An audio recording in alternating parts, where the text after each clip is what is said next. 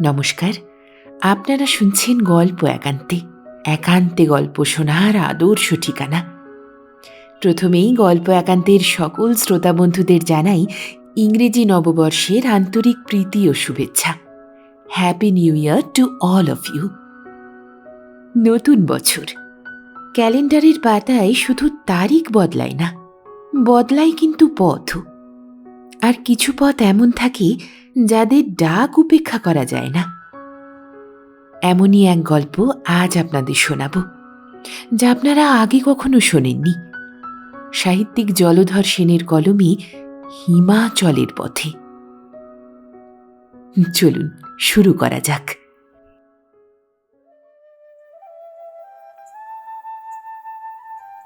সারা বছরের মধ্যে কেবল একবার একটি বারের জন্য কাজকর্মের বোঝা যথাসম্ভব মাথা থেকে নামিয়ে একসঙ্গে কয়েকদিনের অবকাশের ব্যবস্থা করতে পারি। আর সেটা হলো আমাদের সর্বপ্রধান পর্ব দুর্গোৎসবের সময়। সে সময়ে যারা দীর্ঘ অবকাশ পান তারা দিল্লি, লাহোর, বোম্বাই, সিংহলে যান। আর যারা অল্প কয়েকদিনের ছুটি পান তারা এই হাতের কাছে পুরী, বৈদ্যনাথ, মধুপুর আর দার্জিলিংয়ে যান। আর যাদের এখনো পল্লী বাস আছে, এখনো যাদের পল্লী জন্মনিকেতনে দিনান্তে ক্ষুদ্র প্রদীপটি জ্বলে, তাদের মধ্যে অতি অল্প লোকই, বোধহয় 1010 জন, পূজার সময় দেশে যান কিনা সন্দেহ। যাদের আয় সংকীর্ণ, তারা সংসার প্রতিপালনের জন্যই এই দুর্মূল্যের দিনে ঋণগ্রস্ত। তাদের মনে ইচ্ছা থাকলেও প্রবাসবাস ঘোচে না। দরিদ্রের মনোরথ হৃদয়েই বিলীন হয়। দীর্ঘ নিঃশ্বাস ফেলে তারা প্রবাসেই অবকাশকাল কাটাতে বাধ্য হন। বলা বাহুল্য, আমিও সেই দলেরই একজন। সুতরাং বিগত পূজার অবকাশে যখন বন্ধুদের মধ্যে নানা জনে নানা স্থানে যাবার সুদীর্ঘ প্রোগ্রাম করতে লাগলেন, আমি তখন ঝাড়া জবাব দিলাম, এবার কলকাতা ত্যাগ করে পাদুমেকম ন গচ্ছামি। কিন্তু আমি ন গচ্ছামি বলে বসে থাকলে যদি তা কার্যে পরিণত হতো, তাহলে জীবনের অনেক সংকল্পই এমন করে বিফল হতো না। বিগত পূজার সময়ে আমি সেটার বেশ প্রমাণ পেয়েছিলাম। বন্ধুদের মধ্যে অনেকে অনেক জায়গায় চলে গেলেন। আমি পঞ্চমীর দিন পর্যন্ত সেই ন গচ্ছামি ধরেই বসে আছি। পঞ্চমীর রাত্রি যখন 11টা, তখন আমার প্রবাস গৃহের সদর দ্বারের কড়া কে সজোরে নাড়া দিল এবং পরক্ষণে তীক্ষ্ণ সুরে বাবু তার আয়া, এই শব্দ এলো। তার? রাত্রি 11টার সময় আমার মতো গরিবের নামে তার? আমাদের কালে ভদ্রেই তার আসে, আর সে তারের সংবাদ সবসময়তেই অশুভ। সুতরাং তার শুনে বুক কেঁপে উঠল।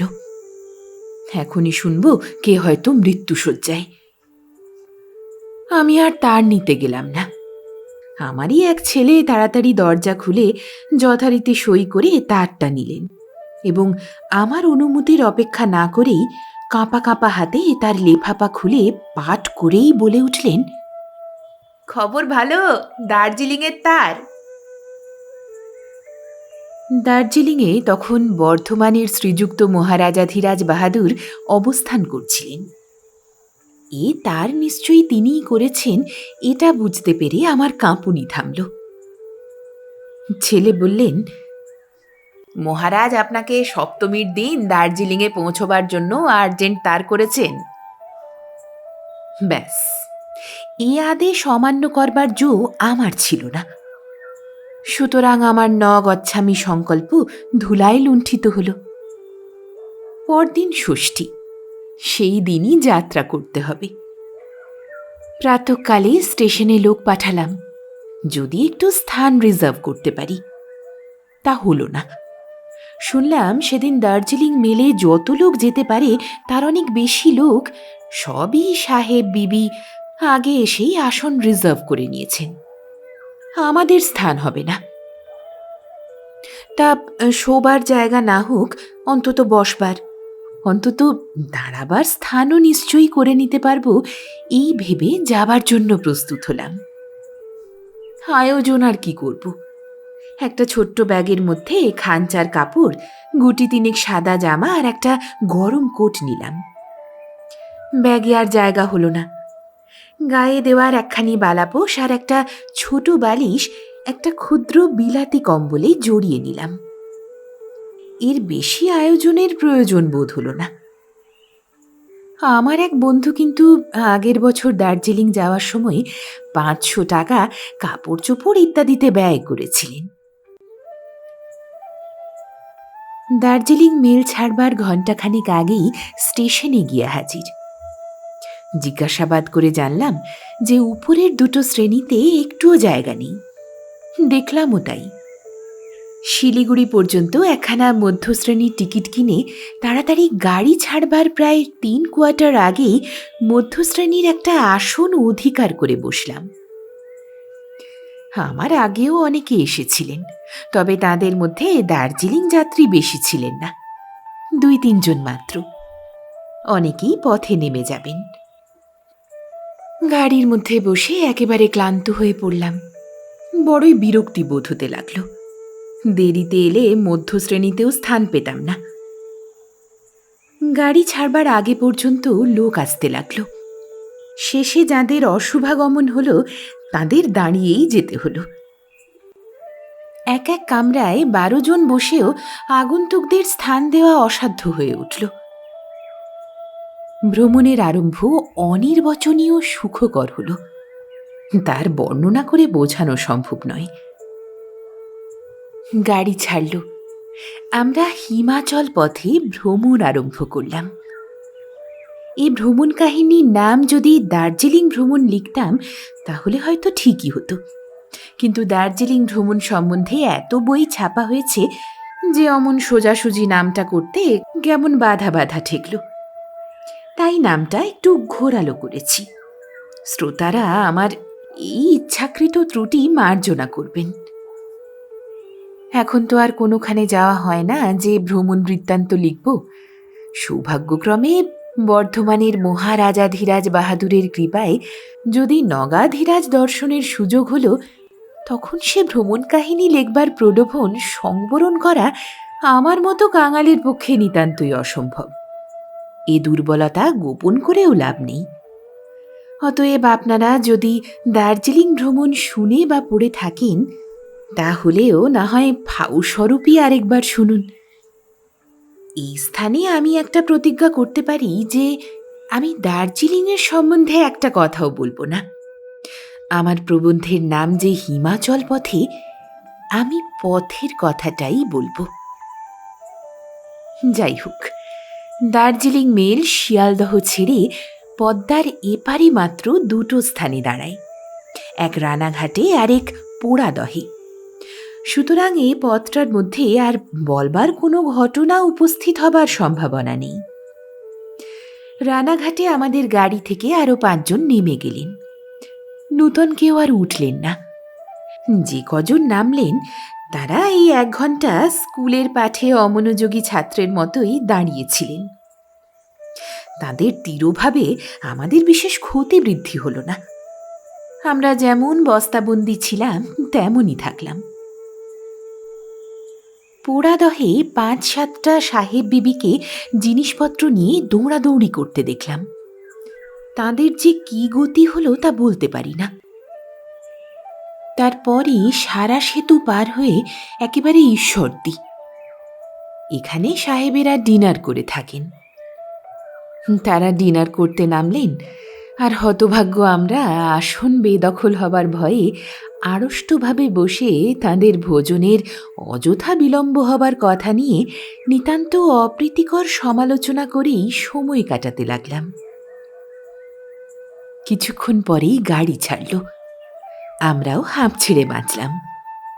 একটু পরেই আবার নেমে দৌড়াদৌড়ি করতে হবে। শান্তাহারে যে গাড়িতে উঠতে হবে তাতে বসবার স্থানটুকুও মিলবে কিনা সন্দেহ। এই সমস্ত কথাই ভাবতে লাগলাম।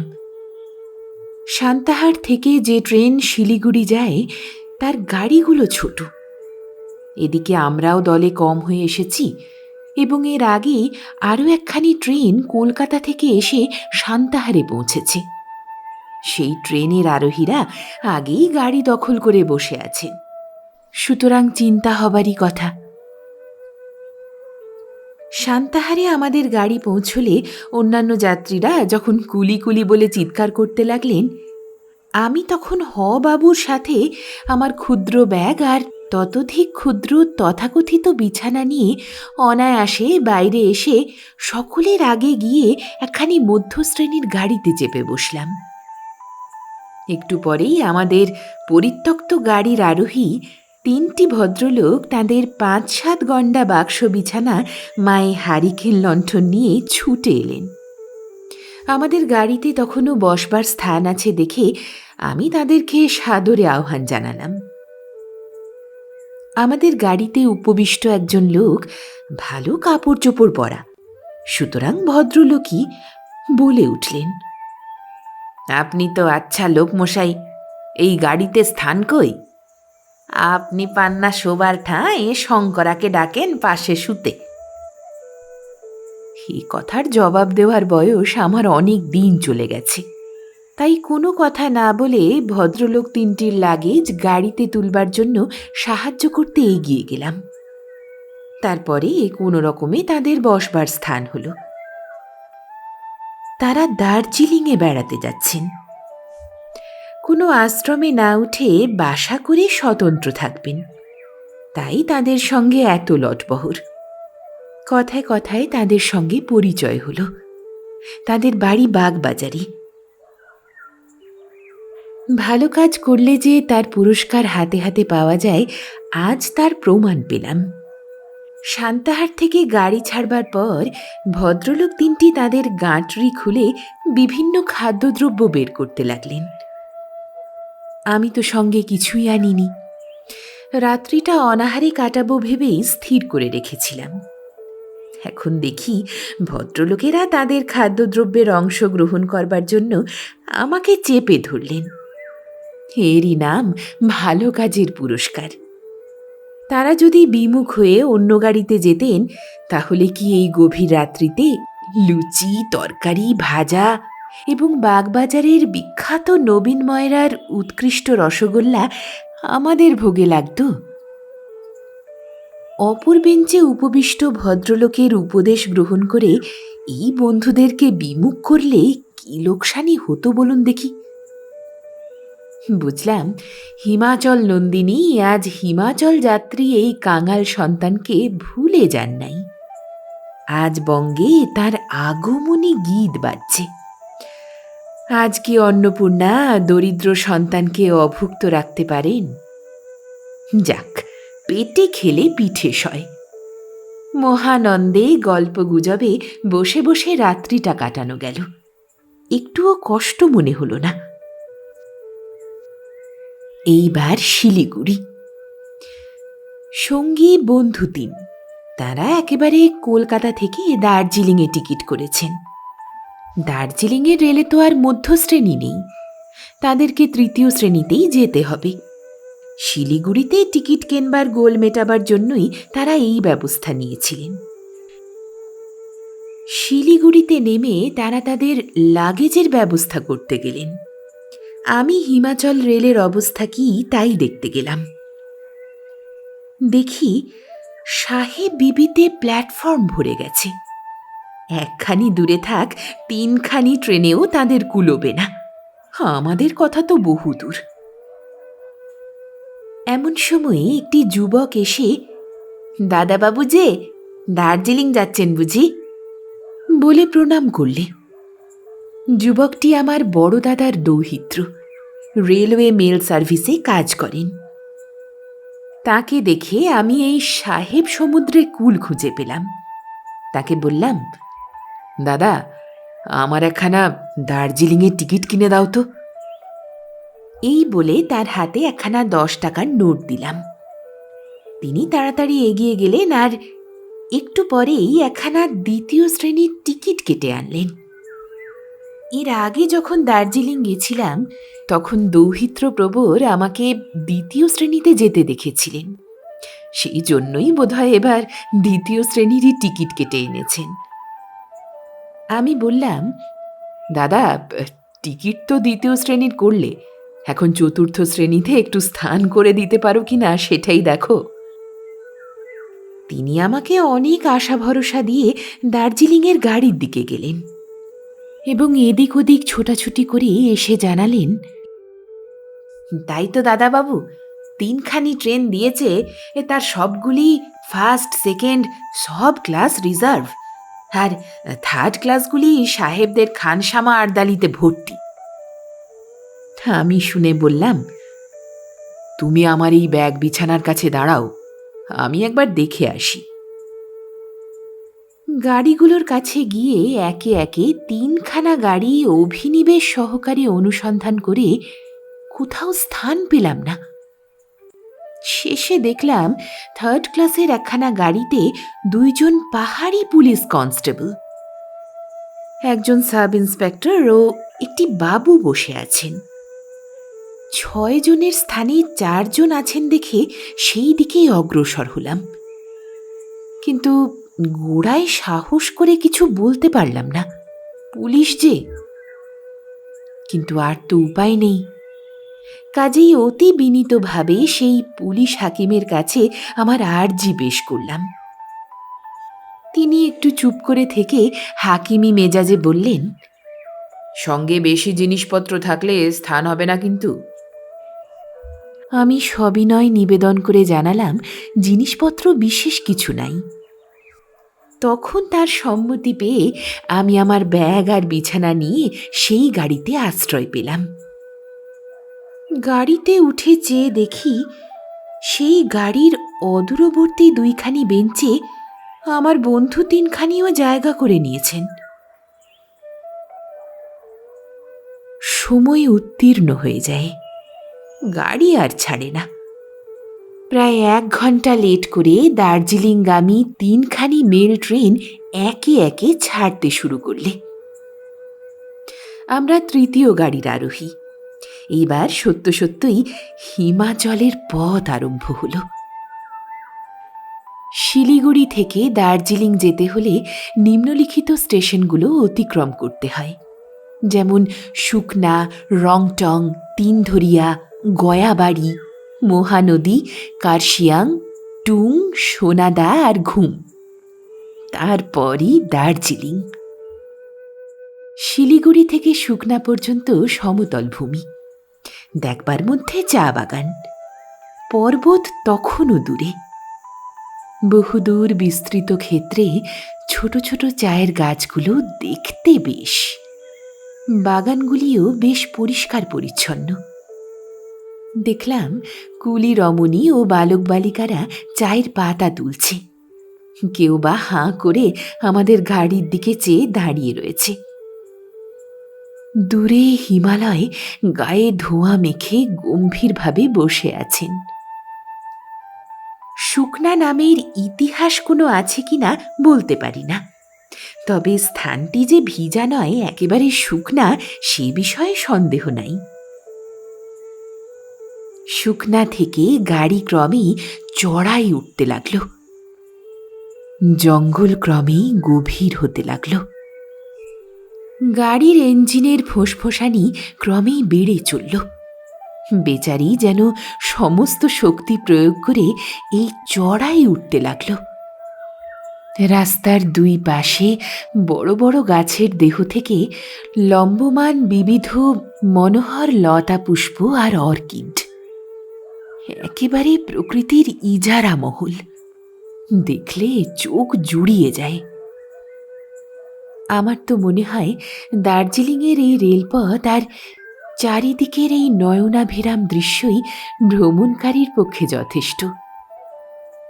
দার্জিলিংয়ের শহর না দেখলেও এতেই খরচা আর পথশ্রম পুষিয়ে যায়। গাড়ি সোজা খাড়াই পথে ওপরের দিকে চলেছে। অমনি এক স্থানে অতি কৌশলে এমন এক চক্র দিল যে চেয়ে দেখি যে লাইন দিয়ে আসছিলাম তা একেবারে পদতলে গিয়ে পড়েছে। এই চক্রগুলোকেই লুপ বলে। যারা বানিয়েছে সেই ইঞ্জিনিয়াররা বাহাদুর পুরুষ বটে।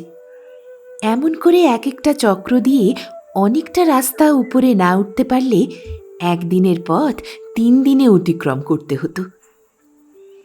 সমস্ত রেলপথে এইরকম 4টে লুপ আছে। আমাদের গাড়ি সেদিন রংটং স্টেশনে থামল না, কিন্তু তার অনতি দূরে একটা স্থানে জল নেবার জন্য একটু অপেক্ষা করল। পথের মধ্যে অনেক স্থানেই জল নেবার এরকম অনেকগুলি আড্ডা আছে। রংটংয়ের পরই তিনধরিয়া। রংটং থেকে গাড়ি ছেড়ে তিনধরিয়া পৌঁছবার আগে যে পথখানি অতিক্রম করতে হয়, আমার মনে হয় দৃশ্য শোভায় এই পথটুকুই সর্বশ্রেষ্ঠ। আমি কবিও নই, চিত্রকরও নই, সুতরাং বাক্যে বা রং তুলি দিয়ে এই দৃশ্যের মহিমা কীর্তন করতে পারলাম না। দূরে তিস্তা নদী অলস মন্থর গমনে কোথায় চলে যাচ্ছেন। পাশে অসংখ্য তরুরাজি ধ্যানে মগ্ন। অগণিত জলধারা কুলকুল রবে কার নাম গান করে চলেছে। আর যোগ নিমগ্ন তাপস প্রবর হিমালয় মস্তক উন্নত করে আপন হারা হয়ে কিসে যে নিমগ্ন হয়েছেন তা তিনিই জানেন। শুধু গোল বাঁধাচ্ছে এই আমাদের ইঞ্জিনের বিকট গর্জন। অবশেষে তিনধরিয়া পৌঁছলাম। তিনধরিয়া বেশ বড় স্টেশন। এখানে এই রেলের কারখানা আছে, অনেক লোকজন খাটে। সাহেবদের জন্য খানা না হোক পিনার যথেষ্ট ব্যবস্থা রয়েছে, আমাদের জন্য অশ্বডিম্ব। তিনধরিয়ার পর গয়াবাড়ি, এরপরেই সেই পাগলা ঝোড়া। এই ঝোড়া বা ঝর্ণা সত্য সত্যই পাগলা। এর মতি গতি ঠিক বোঝা যায় না। কখনো অবিরল ধারায় জলের প্রবাহ বইছে, আবার কখনো বা প্রলয় মূর্তি ধরে একেবারে লম্ফঝম্ফ। তখন এর পাগলামি দেখে কি, একেবারে পথ ঘাট সব ভেঙে চুরে একাকার করে ফেলে। পাগলের যা দস্তুর। তারপরেই মহানদী। মহানদী পার হয়েই কার্শিয়াং, প্রকাণ্ড শহর। দার্জিলিং আর কার্শিয়াং যমজ ভ্রাতা, দুটি বিলাস নিকেতন। দুটিরই শোভা সৌন্দর্য বাড়ানোর জন্য যথেষ্ট কৃত্রিমতার আয়োজন। এখানে গাড়ি অনেকক্ষণ থাকে, কারণ সাহেবেরা এখানে আহার করে থাকেন, আর আমরা এখানে অনাহারে বসে থাকি। আমাদের জন্য কোনো বন্দোবস্তই এখানে নেই। বোধহয় কোম্পানি মনে করেছে যাদের নিত্য একবেলা আহার জোটে তাদের জন্য আবার কিসের ব্যবস্থা।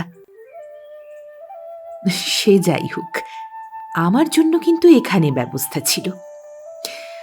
আমি যে এই সপ্তমীর দিনে দার্জিলিং যাব সে সংবাদ পূজনীয় শ্রীযুক্ত রাজা বনবিহারী কাপুর বাহাদুরের কাছে পৌঁছে গেছিল।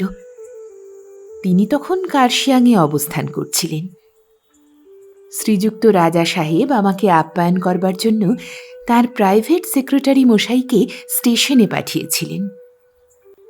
সে ভদ্রলোক পরপর 2টো মেল ট্রেনে আমাকে দেখতে না পেয়ে নিরাশ হয়ে পড়েছিলেন। তৃতীয় ট্রেনখানি যখন স্টেশনে পৌঁছল তখন তিনি 2য় শ্রেণীর গাড়ির কামরায় আমাকে খুঁজছিলেন।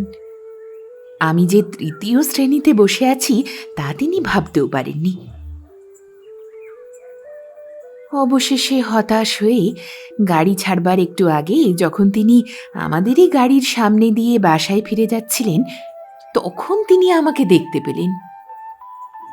কিন্তু তখন আর সময় ছিল না। কাজেই শ্রীযুক্ত রাজা সাহেবের উদ্দেশ্যে প্রণাম করে আমি শুষ্ক মুখে বিদায় নিলাম।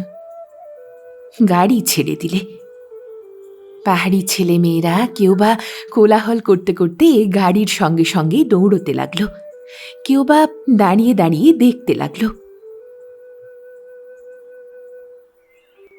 এখন আমরা একেবারে মেঘের রাজ্যে উপস্থিত হলাম। উপযুক্ত সময় বুঝে মেঘ একেবারে আকাশ ছেয়ে ফেললে। তারপর নামলে বৃষ্টি। যাত্রীরা গাড়ির পর্দা ফেলে দিয়ে শীতবস্ত্র গায়ে জড়িয়ে হি হি করতে আরম্ভ করলেন। বৃষ্টির মধ্যেই টুং, সোনাদা এগুলো পার হয়ে গেলাম। তারপরই ঘুম। এখানে যখন গাড়ি পৌঁছল তখন 2:30 বেজে গিয়েছে। মেলের কিন্তু 1টার মধ্যেই দার্জিলিংয়ে পৌঁছবার কথা।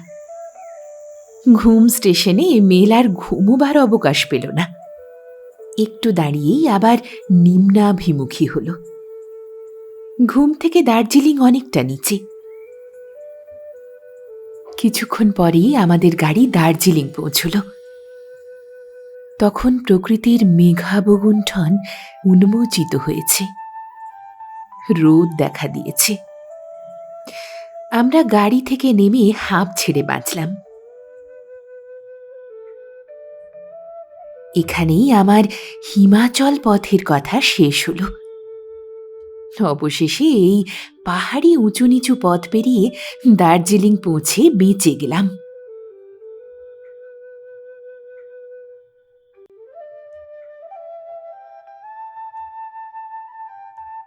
শেষ হল সাহিত্যিক জলধর সেনের কলমে একটি অপূর্ব ভ্রমণ কাহিনী। গল্প পাঠে আমি রিয়া। আমাদের এই নতুন নতুন উদ্যোগ আপনাদের কেমন লাগছে কমেন্ট করে জানাতে ভুলবেন না। এভাবেই সঙ্গে থাকবেন, ভালো থাকবেন আর নতুন বছরের আগাম শুভেচ্ছা নেবেন। সঙ্গে থাকুন, শুনতে থাকুন গল্প একান্তে।